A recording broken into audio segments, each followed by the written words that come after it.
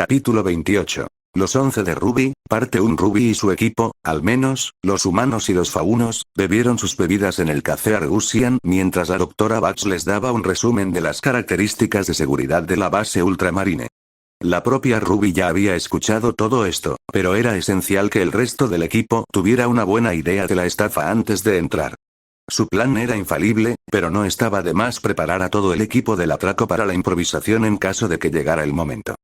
Puedo desactivar las cámaras de forma remota, pero solo por un breve período de tiempo, aproximadamente 1 hora, 2 máximo. Sin embargo, desactivaré las cámaras, no las anularé. De esta manera, los guardias que estén viendo las transmisiones estarán al tanto de su presencia. Entonces, ¿para qué molestarse?, dijo Mercury con desdén. Si van a saber que estamos allí de una forma u otra, ahorremos tiempo y luchemos para abrirnos paso. Me molestaré, señor Black, porque eso marca la diferencia entre que los guardias sepan que alguien está intentando entrar a sus instalaciones y ver exactamente dónde está esa persona y quién está en el grupo de esa persona. El único problema con el grupo de 11 integrantes de Ruby era que la mayoría de ellos no parecían llevarse bien entre sí. Mercury caía mal a todo el mundo, pero su insistencia en decir la última palabra chocaba a menudo con la insistencia de Bats en decir la última palabra. Sus personalidades, aunque idénticas en todo lo que importaba, encajaban tan bien como la mantequilla de maní y las almejas de agua salada. Por otra parte, Neo confundió la mirada maníaca de Tyrian con algo de naturaleza lujuriosa, y sus reiteradas protestas de que era completamente asesina y para nada lujuriosa cayeron en oídos sordos, principalmente porque no era comprensible para la mente racional. Había sido una pesadilla incluso sacarle a Neo por qué se había enfadado con él, dada su estupidez. Además, Neo también odiaba a Ruby por referirse a su mutismo como tontería. Emerald también odiaba a Mercury, a pesar de ser pareja. Él no dejaba de hacer comentarios homofóbicos sobre ella, y Ruby no se sentía cómoda mediando en la disputa porque no estaba segura de si Emerald era realmente gay o si Mercury solo estaba tratando de sacarla de quicio. Hazel parecía no estar interesada en ser amiga de nadie, lo cual era habitual en su típica personalidad asocial, pero Neo parecía tener una inmensa aversión hacia él basándose únicamente en su insuperable diferencia de altura. Él era aproximadamente el doble de alto que ella, y estaba perpetuamente tratando de sacarlo de quicio. Las piernas de metal de Mercurio eran demasiado brillantes y distraían constantemente a Tyrian, quien tenía la capacidad de atención de un niño de 3 años. Al igual que Neo y Tyrian, la mirada de Bats hacia Emerald la ofendió, aunque en este caso, en realidad, solo estaba actuando como un pervertido y mirándole las tetas. Ruby se había visto obligada a sentarlas en lados opuestos de la habitación durante la sesión informativa de Bats sobre seguridad para evitar que se sintiera extraño. Neo y Mercury también se despreciaban, pero Ruby no lograba entender por qué. Tal vez era solo porque él era Mercury. Esa era una muy buena razón para odiar a alguien. Y también Ruby Rose tenía un inmenso y espectacular deseo de asesinar a todos y cada uno de ellos por ponerse deliberadamente del lado de los Grimm y estar dispuesta a matar a gente inocente. Intentemos mantenernos concentrados, dijo Ruby, interrumpiendo a Mercury antes de que pudiera molestar más a Bax. Cuando las cámaras estén apagadas, ¿qué otras defensas podemos esperar? Tanto en el camino hacia donde almacenan los catalizadores como en el resto de la base. Bax asintió y respondió. A pesar de que era un poco capullo, podía ser profesional cuando la situación lo exigía. Ruby sospechaba que Salem había hablado con él antes de asignarle esta misión. La base cuenta con un contingente de 300 tropas de choque atlesianas fuertemente armadas, así como muchas defensas robóticas automatizadas. Puedo desactivar estas últimas de forma remota, pero tú tendrás que encargarte de las primeras. Todas las entradas requieren una tarjeta de acceso con bandas magnéticas especializadas que permiten la entrada. ¿Puedes forjarnos algo?, preguntó Emerald, cruzándose de brazos para cubrirse el pecho mientras la atención de Bats se centraba en ella. En serio, si estaba tan molesta por eso, Ruby podría prestarle un suéter. Me tomé la libertad de preparar uno con antelación. Sin embargo, dado el tiempo que nos ha dado la señorita Rose, asintió con la cabeza, solo tendré tiempo de preparar 2 más. Tyrian levantó suavemente la mano. ¿Est Wilson Chevaux? Hypeur de la caballería. Bats negó con la cabeza. No hay nada que decir al respecto. Debo señalar que los catalizadores en sí están contenidos en una bóveda de extrema durabilidad y constitución, una que no puedo eludir. Requirió una combinación que solo conocen el comandante de la base y 3 investigadores, así como una huella de mano y un escáner de retina. Emerald puede lidiar con eso, dijo Mercury. Su apariencia puede. No me ofrezcas voluntaria para cosas que no puedo hacer, imbécil, dijo Emerald, dándole una palmada con el dorso de la mano en el brazo de Mercury. Mi apariencia solo funciona con las personas, y tú lo sabes. Esta bóveda, dijo Ruby, ignorando a los niños que se peleaban. Dices que es muy duradera, pero Azel también lo es, con sus brazos fornidos y su forma generalmente musculosa. Si simplemente la golpeara, ¿funcionaría? Batch se resistió. Yo, ¿qué? ¿Cómo podría? Tiene que haber, seguramente puede haber una solución más refinada, pensé que Kestunoi, ofreció Tyrian con una sonrisa irónica. Ruby sonrió burlonamente. Ella también lo hizo. La compartimentación era una parte importante del equipo de Ruby. Si algún miembro del escuadrón era capturado por el enemigo o se veía comprometido, no era bueno que filtraran secretos confidenciales cuando lo sometieran a tortura. Por lo tanto, Ruby informaba a cada miembro del escuadrón de sus propias tareas, pero no de las de los demás. El Nukelave, que le daba un miedo terrible a Ruby, era el vehículo de escape. Ruby había enganchado un carro a su parte trasera, le había dicho que se escondiera cerca, en el bosque, justo afuera de la pared este del laboratorio, y trató desesperadamente de no hacer contacto visual directo con él. Batch había explicado que los catalizadores en sí mismos eran bastante grandes. Cada cápsula era del tamaño de un Golden Retriever y pesaba entre 250 y 300 libras, lo que significa que sacarlos de allí mientras presumiblemente eran perseguidos por el ejército de Adlesian requeriría una gran potencia. Por lo tanto, Ruby le asignó esa tarea a su poderoso caballo. Tyrian fue el conductor de la huida, porque Ruby no confiaba en que no comenzara a matar personas al azar una vez que estuvieran dentro de la base. Una de las principales prioridades de Ruby era no revelarle la existencia de Salem a Atlas, tanto por el bien de Salem como por el de Atlas. Batch iba a realizar sus tareas técnicas, como piratear e imprimir las tarjetas de acceso falsas, desde la habitación del hotel que había alquilado en Argeus.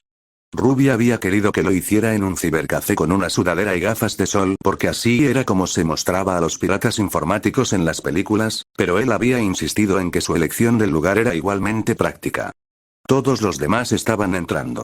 Ruby era lo suficientemente pequeño como para evitar ser detectado cuando se arrastraba por el techo sin activar ninguna alarma, lo que le permitió a Ruby determinar el mejor punto ciego en las patrullas de guardia después de 2 noches de caminar sobre escarabajos. Exactamente a las 5:43 am de la mañana, hubo un breve período en el que la entrada trasera de la base, utilizada para entregas, estuvo desprotegida.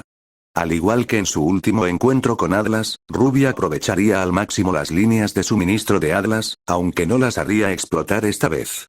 Batch solo había podido obtener las 3 credenciales de seguridad que les permitirían pasar por la puerta, pero si los guardias veían a una persona al azar subir desde el mundo exterior y entrar en la base, sabrían que algo estaba pasando. Por lo tanto, Ruby ordenó a Neo y Mercury que entraran a escondidas durante el lapso de seguridad. Mientras Neo entrara sin problemas, podría usar sus ilusiones para ocultar su presencia y hacerse pasar por alguien que estaba destinado a estar allí. Los dos entraron sin problemas y luego vino la parte difícil. Mercury odiaba a Caperucita Roja. Odiaba su estúpido plan, odiaba sus payasadas infantiles, odiaba su fetiche con el número 11, odiaba su papel en todo eso y, sobre todo, odiaba su cara de retrasada mental. Cada parte de él quería decirle que se fuera a la mierda, que se cortara las piernas y que fuera él quien se escondiera dentro del estúpido carro de Neo. Pero él lo sabía mejor. A pesar de que había presionado los límites de la paciencia de Cinder, sabía que ella era mejor que él. Una mejor luchadora, una mejor pensadora, una mejor asesina. Y un día, Cinder había regresado a Beacon en los brazos de Ruby, sin un ojo y temblando como un recién nacido. Los dos se habían ido en una de las aeronaves de Torchwind nuevamente, y cuando Cinder regresó por segunda vez, se veía horrible y cortésmente le informó a él y a Emerald que Ruby estaba ahora a cargo y que todos trabajaban para ella. Naturalmente, Mercury había probado las aguas al intentar asfixiar a Cinder con una almohada 2 días después. Era evidente que había perdido el juego si ese niño rojo con cara de bebé la usurpaba, y él no tenía intención de obedecer a alguien que había perdido el juego. Mercury cerró su mano mecánica formando un puño mecánico debajo del guante que la ocultaba. Ahora él lo sabía mejor. Fue porque Caperucita Roja había infundido el miedo del dios de la oscuridad en un Cinderfall que todavía estaba completamente armado y en funcionamiento, que él obedeció sin cuestionarlo, incluso si su mente se rebeló contra la estupidez de su plan. En serio, 1.000.000 de pequeñas cosas podrían salir mal, y ella simplemente esperaba que ninguna de ellas saliera mal.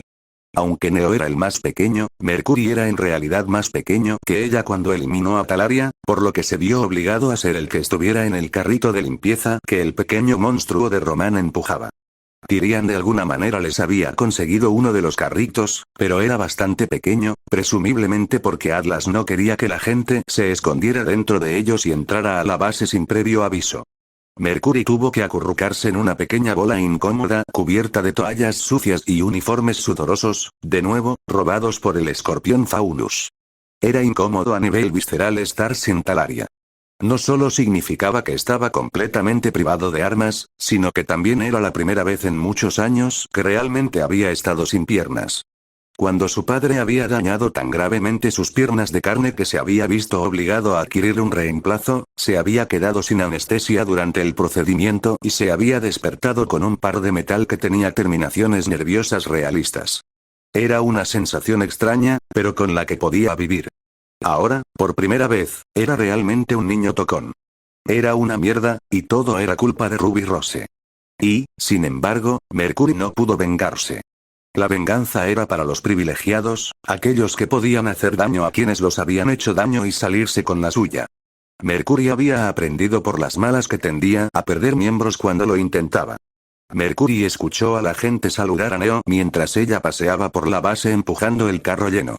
Ella no respondió, pero debió haber dado respuestas no verbales satisfactorias, porque en ningún momento su pequeño carro de la victoria fue detenido por nadie.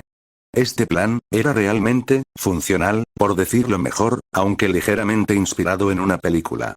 El único trabajo de Mercury era permanecer en silencio y dejar que Neo hiciera todo el trabajo hasta que llegaran a un respiradero específico. El respiradero era para extraer el aire caliente de una sala de computadoras que requería una refrigeración extrema para operar las grandes plataformas de máquinas que hacían modelos experimentales para el proyecto de Feria de Ciencias de los Atlesianos, y por lo tanto era lo suficientemente grande para que una persona pudiera arrastrarse a través de él. Sin embargo, nadie en su sano juicio lo haría, ya que el aire caliente por sí solo causaría quemaduras de tercer grado, a menos que tuviera aura. Neo se detuvo en el respiradero y Mercury pudo escuchar a un grupo de personas que pasaban por allí. Esa era la razón por la que había tenido que viajar en un carrito de lavandería. Si Neo intentaba meterse en el respiradero, la verían. Sin embargo, el carrito de lavandería había sido modificado para tener una pequeña abertura en la parte inferior. Lo último que hizo antes de juguetear con los pulgares fue meter la mano en el carrito y tocar a Mercury, tejiendo una ilusión a su alrededor. Mercury abrió el velcro y cayó al suelo, oculto a la vista por el carro que estaba encima de él mientras se ponía a trabajar desenroscando el respiradero. Podía imaginar a Neo fingiendo silbar mientras vigilaba. La rejilla se abrió y Mercury guardó su destornillador. La velocidad era esencial aquí, ya que cuanto más perdía el tiempo, más posibilidades había de que alguien se detuviera a conversar con Neo. Se arrastró a través de ella, tiró de la rejilla detrás de él y se abrió paso. El respiradero no estaba sellado, pero a menos que alguien lo revisara con cuidado, era muy poco probable que hubiera un riesgo real. Después de todo, ¿quién iba por ahí comprobando si los respiraderos al azar estaban bien atornillados? El aire sofocante podría haber quemado la piel de un normie, pero Mercury era un asesino profesional y era casi inmune a él. Claro, sudaba a través de la ilusión que Neo le había puesto, pero se mantuvo, al igual que su aura. Este maldito plan, debería haberme ido cuando Cinder regresó. No hay forma de que Ruby Rose esté en condiciones de liderarnos a todos.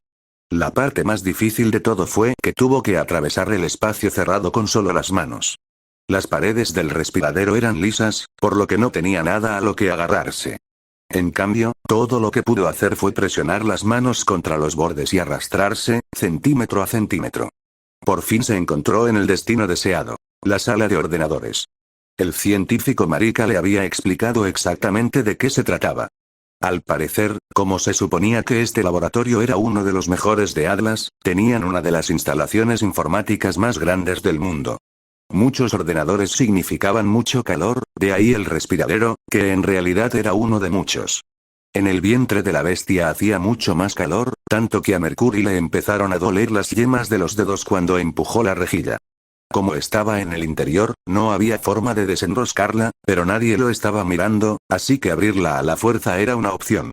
Una vez que logró abrirse paso, Mercury se arrastró a través de la abertura y entró en la habitación. Era larga, probablemente de al menos 30 metros, y de igual anchura, con grandes equipos de ordenadores conectados por cables negros y gruesos cables blancos. Mercury podría haberse quedado impresionado por su enorme tamaño si le interesaban ese tipo de cosas. Además, no iba a ser muy impresionante en unos minutos, cuando hubiera terminado con ella. Neo sonrió cuando sonó la alarma de incendios apenas unos minutos después de haber dejado a Mercury en el respiradero. Red lo había encontrado usando una especie de dron robótico con forma de escarabajo que Neo todavía no entendía del todo, pero a ella le encantaba todo esto. Había tanta diversión. Los adlesianos, su segunda etnia menos favorita, después de los faunos, estaban siendo completamente atacados. Neo simplemente estaba bailando por su base de alta seguridad y mirando todos los proyectos de investigación de alto secreto que se exhibían como si estuviera examinando una tienda departamental. Todos aquí asumían que su seguridad tecnológica era de primera categoría, por lo que nadie la cuestionó a pesar del hecho de que no tenía por qué estar allí. Roman había insinuado que detrás de Cinder había poderes superiores y Neo estaba descubriendo poco a poco las ventajas de trabajar con ellos. El técnico pervertido, Bats, sin duda era bueno en su trabajo si podía imprimir en 3D la tarjeta de acceso que le daba acceso a ese lugar. Azel se unió a ella poco después, justo a tiempo. El objetivo era robar la bóveda y robar las preciadas cápsulas de Red, y el mayor obstáculo era conseguir que su hombre más grande estuviera frente a la bóveda. Incluso si Neo hubiera logrado disfrazarlo de guardia, su físico era demasiado memorable para pasar desapercibido, y su rostro era conocido en todo el mundo como el de un criminal famoso. Por lo tanto, el quid del plan de Red era asegurarse de que no hubiera nadie que pudiera verlo cuando entrara usando la segunda tarjeta de acceso falsa. Eso podría haber sido un problema normalmente, pero era el protocolo militar estándar de Adlesian evacuar una base cuando sonaba la alarma de incendios. Iniciar un incendio era fácil. Atlas, como los tontos que eran, había instalado una gran granja de servidores justo en medio de su base, así que todo lo que Mercury tenía que hacer era sabotearla levemente y boom. Había muchas llamas y les llevaría al menos 20 minutos garantizar la seguridad de todo el personal, hacerse cargo de la situación y organizar una fuerza de extinción de incendios según las proyecciones de Bats. Todos los soldados que podrían haber visto a Azel estaban afuera y el comandante del incidente los contaba para asegurarse de que nadie quedara atrapado adentro. Por lo tanto, Neo y Azel no encontraron resistencia mientras caminaban. No se dijeron ninguna palabra, por lo que el único sonido fue el estridente sonido de la alarma contra incendios. En definitiva, iba a ser un robo fácil. Su mente maestra, Ruby Rose, ni siquiera iba a participar. Sinceramente, su plan era una mierda. Había reclutado a 7 personas y 2 Grimm para que hicieran el trabajo por ella, pero en realidad solo necesitaba a Neo, Merc y Azel. Tal vez solo a Neo y Azel, si hubieran tenido un presupuesto limitado. Bueno, el técnico y sus tarjetas de acceso también eran importantes, pero solo habían necesitado 2 o 3 personas para infiltrarse en la base. Después de una corta caminata, ella y Azel se encontraron en la ubicación de la bóveda. No se podía acceder a ella desde el pasillo, pero la tarjeta de acceso de Neo le permitió ingresar a la habitación desde la que se encontraba. La bóveda en sí era solo una puerta. Una gruesa puerta de metal, con toneladas de características de seguridad y artilugios tecnológicos para mantenerla cerrada, pero una puerta al fin y al cabo. Neo estaba a punto de abandonar el plan y ver si podía abrirla ella misma con sus ganzúas, solo por la emoción de hacerlo. Antes de que pudiera hacerlo, una mano enorme la apartó. Azel pasó junto a ella y se hizo crujir los nudillos.